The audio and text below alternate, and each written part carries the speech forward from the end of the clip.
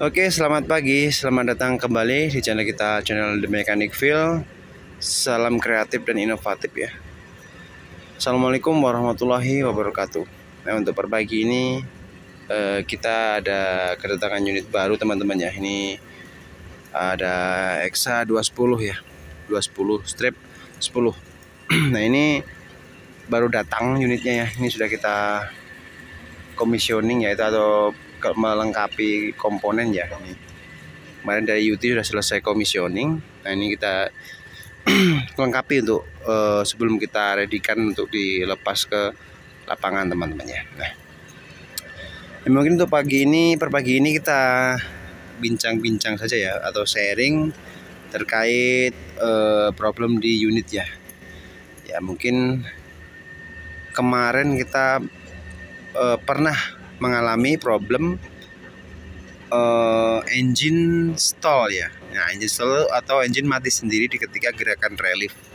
Nah, sebenarnya problemnya ini kemarin masih antara engine-nya ataupun hidroliknya lah, seperti itu.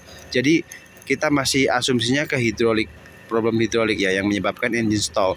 Kenapa? Karena kita kemarin itu lagi progres reseal control valve dan hidrolik pumpnya, karena memang sudah schedule-nya ya. Jadi kita turunkan untuk control valve AC ya. Control valve-nya bagian sini kita turunkan ya. Itu unit yang bukan ini ya. Nah, sama hidrolik pumpnya karena kemarin terjadi ada temuan gram kuning atau yellow metal yang terkandung dalam strainer hidrolik tanknya. Ya, kita ada temuan yellow metal. Jadi kita lakukan progress overhaul ya. Nah, setelah itu kita lakukan progress overhaul dan reseal control valve ya. Lalu kita install teman-teman ya. Kita install. Nah, baru ketika kita selesai bleeding semua ya di sistemnya ya, baru kita running. Nah, hingga kita mulai ke tahap adjusting ya. Jadi kita samakan ya untuk pressure-nya ya. Biasanya kan kita pakai shop manual kan, tekanan bawah depan dan bawah belakang ya teman-teman ya, dinilai berapa dan juga unloadnya berapa ya, itu kita standarkan ya dari standar value yang ada di shop manual ya. Mungkin kalau di BC small ini untuk unloadnya ada di 30 sampai dengan 40 kg per cm persegi. Nah, untuk relief pressure-nya ini 395 ya, plus minus 10 ya, plus 11 minus plus 15 minus 10 untuk standar pressure dari PC small ya.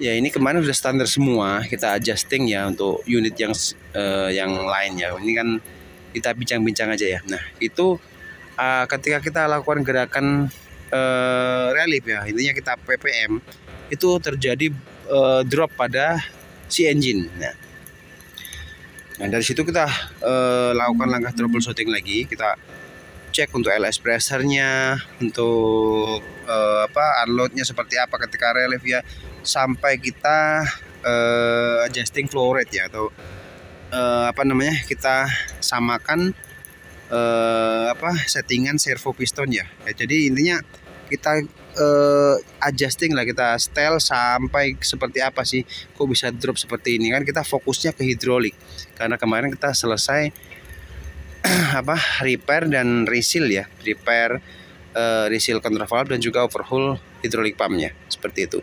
Tapi ada problem engine stall, atau engine ketika di relief tuh ngedrop ya. Nah, seperti itu. Jadi kita lakukan measurement, semuanya kita lakukan pengecekan. Oh, ini sama aja pressure-nya, intinya tidak ada yang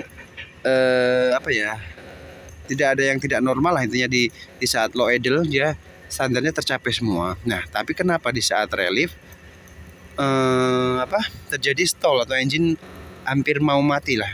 Kalau diteruskan juga mati lah, intinya juga bisa mati kalau kita lanjutkan relief panjang lah, seperti itu.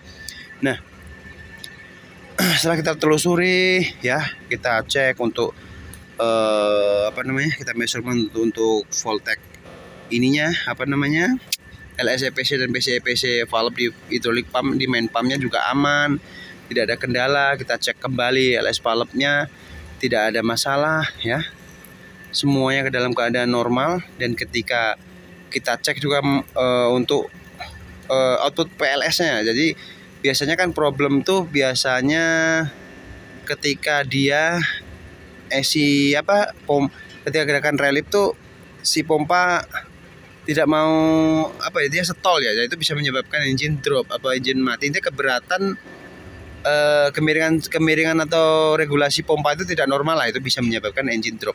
Nah, kita pikirkan kemarin di situ-situ ya untuk problemnya. Kita telusuri terus aman ya, tidak ada masalah. Untuk spool valve kita coba cek lagi, kita bongkar lagi untuk case spool valve-nya, siapa tahu ada yang abnormal atau terbalik seperti apa, ternyata tidak ada. Jadi kita sempat bingung sebenarnya ya di saat itu, kok bisa sih seperti ini. Nah gitu. Nah dari situ kita tidak sengaja sebenarnya coba ngecek bagian engine nih ceritanya nih. Nah kenapa sih RPM-nya di saat low idle tercapai, tapi di saat high idle juga tercapai nih. Jadi nggak ada masalah kan, tapi di saat relief kok dia drop ya, dia hampir mau mati untuk engine-nya. Nah kita coba cek, siapa tahu untuk fuel sistemnya kita coba cek juga. Tapi itu kan jelas ya, untuk rail pressure juga tercapai di saat low idle dan high idle. Kenapa di saat relief dia tidak tercapai? Nah kita jadi troubleshooting lagi. Nah ketemunya kita cek apa teman-teman problemnya. Ketika kita lakukan PPM pada engine ini ya, kita cek boost pressure atau tekanan udara ruang bakar ya, tekanan intake manifold lah seperti itu. Nah itu tidak tercapai. Nah ini kalau nilainya kemarin saya lupa ya, tapi di bawah nilai standar. Ada apa dan ini? Kita coba cek turbonya. Nah, ini kita asumsinya langsung ke turbo teman-teman.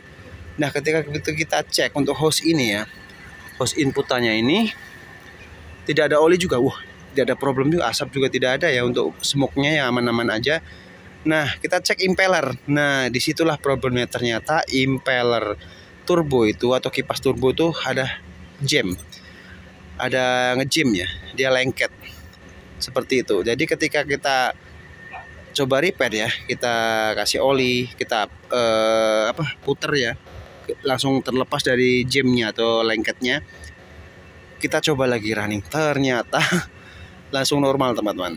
Jadi sebuah pengalaman ya.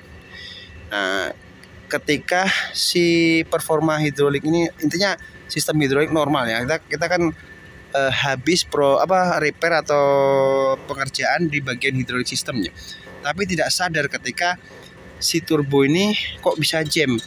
Ternyata yaitu karena sudah lama tidak dihidupkan ya. Jadi si impeller turbo tadi mengalami problem jam tadi karena udah lama berkarat atau gimana, jadi dia lengket. Itu yang menyebabkan ketika gerakan hidrolik atau memerlukan power tinggi, maka suplai udara yang masuk ke ruang bakar tuh tidak mencukupi ya, karena tidak dibantu dengan putaran dari impeller turbo. Jadi dia seperti tidak memakai turbo lah. Itu yang menyebabkan gerakan ataupun setiap gerakan, apalagi ketika gerakan relief ya, itu terjadi engine stall atau engine mau mati lah seperti itu. Nah, lalu setelah kita lakukan perbaikan normal semua teman-teman ya, baru kita lakukan readjusting lagi ya untuk standar pressure-nya ya, untuk main relief-nya dan unload-nya. Ternyata di saat sudah ini close problemnya, ternyata dia normal teman-teman ya untuk performanya. Jadi pengalaman kita untuk pengalaman baru lah. Jadi ketika ada terjadi engine drop ya atau engine stall ketika kita lakukan gerakan relief, tapi biasanya itu kalau unit sudah lama tidak running atau tidak hidup, itu kita wajib cek di bagian impeller turbo teman-teman ya. Itu salah satu dari pengalaman ya kemarin ya. Oh seperti ini ya. Karena kenapa? Karena kita fokusnya ke bagian hidrolik, karena kita repairnya ya hidrolik teman-teman ya. Biasanya kalau engine stall itu kan